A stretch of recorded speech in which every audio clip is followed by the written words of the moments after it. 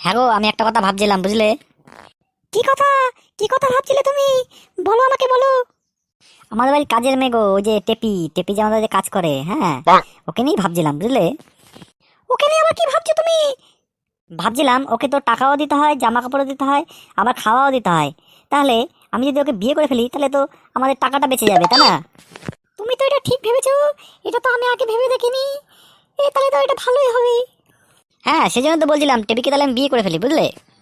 আমি একটা কথা ভাবছিলাম, বুঝলে, তোমাকে অনেকদিন ধরে বলবো বলবো করে খুব ভাবছিলাম। তা তুমি যেহেতু এটা বললে, তাহলে তুমি যদি পারমিশন দাও তাহলে আমি বলতে পারি, বুঝলে। হ্যাঁ হ্যাঁ, বলো বলো বলো। আমি তো টেপিকে পেয়ে গেলাম। হ্যাঁ, তুমি বলো, তুমি যে যা খুশি তাই বলো, বলো কি কি বলতে চাও, বলো। বলছি, আমাদের বাড়িতে ওই যে দারোয়ানটা আছে না, সেই দারোয়ানটাকে তো খাওয়াচ্ছি, তারপর জামা কাপড় দিচ্ছি, তারপরে টাকাও দিচ্ছি। তাহলে আমি যদি ওকে বিয়ে করে ফেলি, তাহলে তো টাকাটা আমার বেঁচে যাবে। কি বলো তুমি?